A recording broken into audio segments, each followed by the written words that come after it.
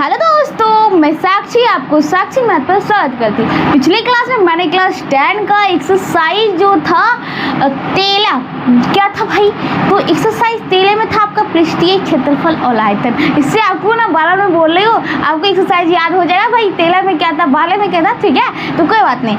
अब भाई बात करते एक्सरसाइज तेले में जो था पृष्ठीय क्षेत्रफल और आयतन। एक्सरसाइज तेला पॉइंट 3 की बात चलिए देखते हैं। जो हमारा क्वेश्चन है, क्वेश्चन नंबर 3 क्या है, तो पहले पढ़ते हैं फिर समझते हैं। व्यास 7 सेंटीमीटर वाला 20 सेंटीमीटर गहरा एक कुआं खोदा जाता है। अब मुझे आप कमेंट करके बताइएगा कुआं तो देखा होगा या नहीं, क्योंकि आजकल जमाने में क्या होता है भाई, चापाकल बहुत पहले देखने को मिलते थे, कुआं भी बहुत पहले देखने को मिलते थे। अभी क्या है तो नल चला लेते, बात खत्म होता है तो चापाकल भी देखना कहीं कहीं दुर्लभ हो जाता है, लेकिन अभी भी है चापाकल मेरे घर में स्वयं है, ठीक है।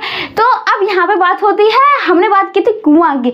कुआं जिन्होंने देखा है वो हमें कमेंट करके बताए, देखे, जो नहीं देखा है तो वो बोल दे नहीं देखे, कोई बात नहीं, आगे देखते हैं। और सेकेंड बात, ये बात आपको फर्स्ट कमेंट करके बताइए। सेकेंड बात है कि आप मुझे ये बताइए कुआं जब देखे होंगे तो कुआं का आपका आकार किस टाइप का लगता है, किस प्रकार के वो आकार कहलाता है। क्या त्रिभुजाकार होता है, क्या वृत्ताकार होता है, क्या गोलाकार होता है, क्या किस आकार का होता है। तो आप ध्यान से जब देखेंगे तो आपको कुछ इस प्रकार के दिखाई पड़ेंगे। मैं जैसे कि पिक्चर बना ली हूँ,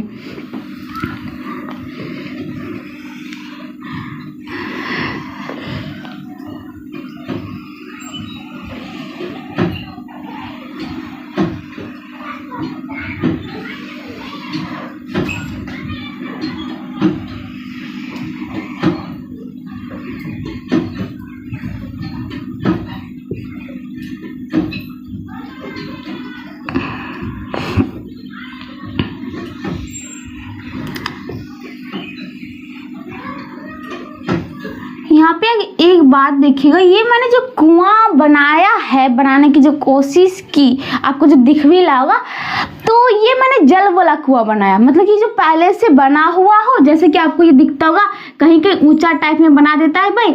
तो जमीन मान लीजिए ये जमीन का लेवल होगा, ये भी और अंदर तक गहरा होगा भाई, और इसमें पानी आपका भरा हुआ है, ठीक है। ये आपको दिखता है ना कभी कभी भाई ऊंचा कर देता ताकि बच्चे ना चढ़ पाए, जिससे बच्चे उसमें गिरे ना, ठीक है। और हाँ, कभी भी आप उसमें हुल्की मत दीजिएगा, आप हुल्की देंगे भाई कहीं बैलेंस शरीर का गड़बड़ा है, सीधे उसमें चले जाएंगे और कहीं दुर्लभ भाई कुछ भी हो सकता है, इसलिए हुल्की मत दीजिएगा, मतलब कि झांक के देखिएगा नहीं, ठीक है। तो यहाँ पे ये तो अंदर तक होता है, पानी रहता है, ठीक है। तो ये बात इस कुएं की अभी नहीं हो रही है, ये बात हो रही है अभी जो मैं बोलने जा रही हूँ, वो देखिए। 7 मीटर व्यास होगा तो आल बराबर भाई 7/2 सेंटीमीटर, सॉरी मीटर है तो मीटर में चलेगा, मीटर हो गया। और हाइट जो कहला 20 मीटर, ठीक है भाई। तो इसको एक कुआं खोदा जाता है। अब यहाँ पे देखिए क्या कहला, एक कुआं खोदा जाता है, पहले से खोदा हुआ नहीं है, मतलब कि जैसे मिट्टी का समतल पहले होगा, ठीक है बात। अब मिट्टी के अंदर ही, अब ऊपर भी नहीं कहला, ऊपर कहता तो ईटा लोहा जो भी चौक चाक के बनाता तो बनाता, लेकिन ये क्या कहला, मिट्टी के अंदर खोदा जाला। ऐसे जैसे कि मैंने भी बोला, मतलब कि ये तो मिट्टी का मान लीजिए लेयर है यहाँ नीचे, और इसके अंदर भी रहता है और ये ऊपर दे देता है ताकि बच्चे चढ़ ना पाए। अब यहाँ पे बात होती है क्या, एक मिट्टी का समतल जगह होगा भाई, उसमें क्या किया, उसने खोद खोद के उस मिट्टी को बेलन का आकार, मतलब कि जो उसने गड्ढा किया हुआ कुछ इस प्रकार के हो गए होंगे, इस प्रकार के हो गए, ठीक है। यहाँ से ये सब मिट्टी हट गया, ये हमारा मान लीजिए टोटल जो है मिट्टी है,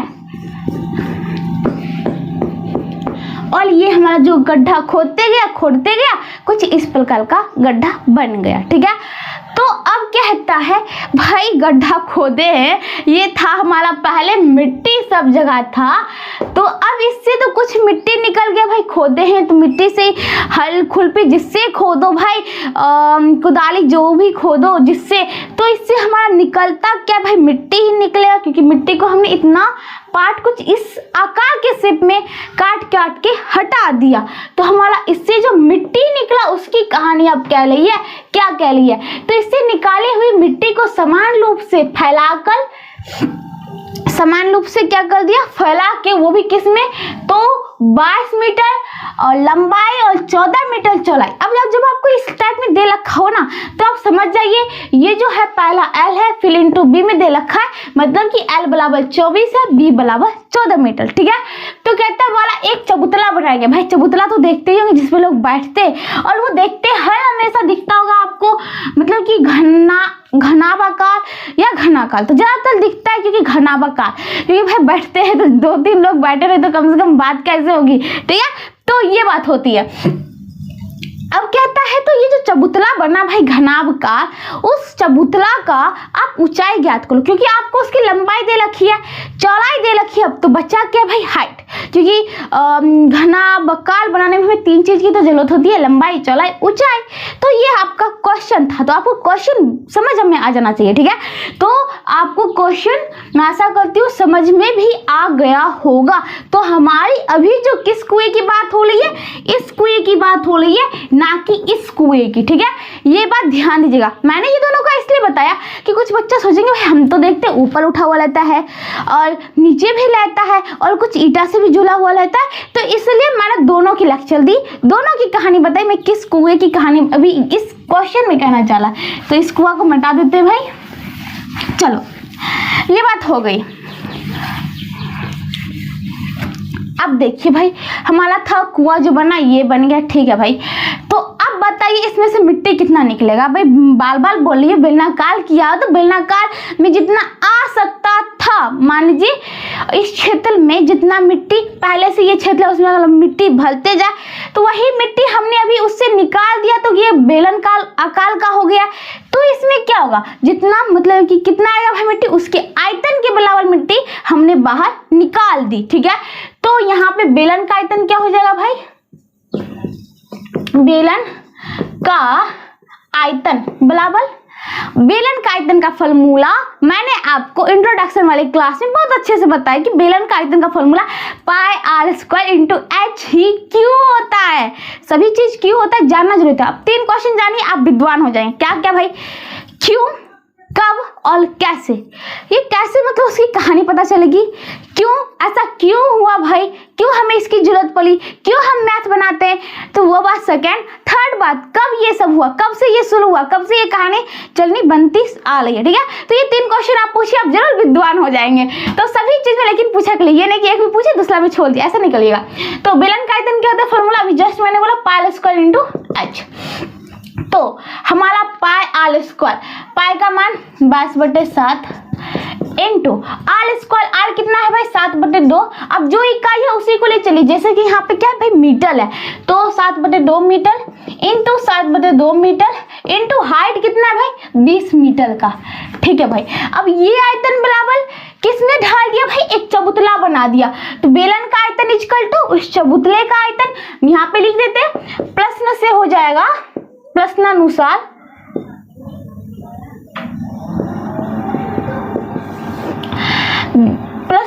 क्या हो जाएगा भाई, ये जो बेलन का आयतन था हमारा, बेलन का आयतन इक्वल टू किसका आयतन भाई, चबूतरा का आयतन।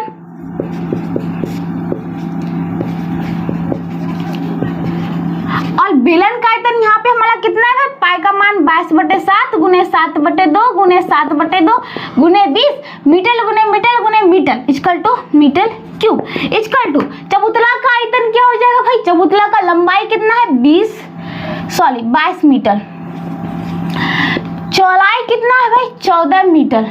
ठीक है, अब हाइट मतलब h। ठीक है भाई, अब क्या बात हो रही भाई, अब इसको बराबर कर देना, यहाँ से h निकल जाए। तो पहली बात मीटर, मीटर से 2 मीटर गया, यहाँ पे 3 मीटर था तो 1 मीटर बचा हुआ है। ठीक है, अब यहाँ पे ये कितना है भाई 22 है ना, तो कोई बात नहीं। देखिए 2 से काटेंगे, 2 से 11, तो यहाँ पे देखिए भाई आपका जो काटने का काम आप शुरू करते, यहाँ पे देखिए भाई 2 से काटा 11 आ गया, कोई बात नहीं भाई। अब 11 से ये काट देते, 11 दूनी 22 हो जाएगा। ठीक है, यहाँ बचा हुआ 14 गुने 2, तो कोई बात नहीं। यहाँ देखिए 7 से 7 गया, 7 से काटते हैं, 7 दूनी 14, ये 2 दूनी 4, 4 पचे 20। तो ध्यान से देखिए आपका बचा क्या है, तो आप कहेंगे यहाँ पे बचा मेरा 5/2, यहाँ पे केवल बचा है मीटर। ये तो भाई काम का फंडा खत्म हुआ, इधर भी जो था 22 गुने 14, ये तो बात खत्म होता है, यहाँ बचता है इक्वल टू में h। तो वैल्यू निकला 5/2 मीटर। अब इसको हम मतलब दशमलव में लिख ले, तो दशमलव में जब आप करेंगे इसको आएगा 2 दूनी 4, 1 2 5 10, मतलब कि 2.5 मीटर। तो जो हमारा चबूतरा बना था उस मिट्टी का ही, उस मिट्टी के चबूतरा जिसकी लंबाई थी 22 मीटर, चौड़ाई थी 14 मीटर, अब उसकी ऊंचाई भाई 2.5 मीटर। तो ये था आपका पूरा क्वेश्चन। तो मैं बार बार बोलती हूँ क्वेश्चन को पहले समझिएगा, फिर उसको मतलब कि पिक्चर ड्रॉ कर लेगा, क्योंकि सबसे बड़ी बात होती है जो इस चैप्टर भी है ना आपका पृष्ठीय क्षेत्रफल और आयतन, इसमें जरूरी है आपको पिक्चर पढ़ के पिक्चर बनाना जरूरी है, ठीक है। तो आपका क्वेश्चन मान लीजिए हल हो चुका है, 99% क्वेश्चन हल कर हो चुका है। जब आपने पिक्चर ड्रॉ कर लिया तो बस अब क्या है भाई, इसको कैलकुलेशन करना बाकी है। तो कैलकुलेशन में 1% लगते हैं, क्योंकि बच्चे कैलकुलेशन भी गलत कर लेते हैं, हल भी गलत कर लेते, तो ऐसा निकलेगा, धीरे धीरे करेगा, ठीक है। तो इसी के साथ आपको क्वेश्चन नंबर जो 3 था वो खत्म होता है, और आज मैं इस क्लास को भी यही समाप्त करती हूँ। अगले क्लास में इससे आगे बताऊंगी, तब तक जुड़े रहिएगा, और अगर वीडियो पसंद आए तो लाइक जरूर करना। तब तक के लिए थैंक यू।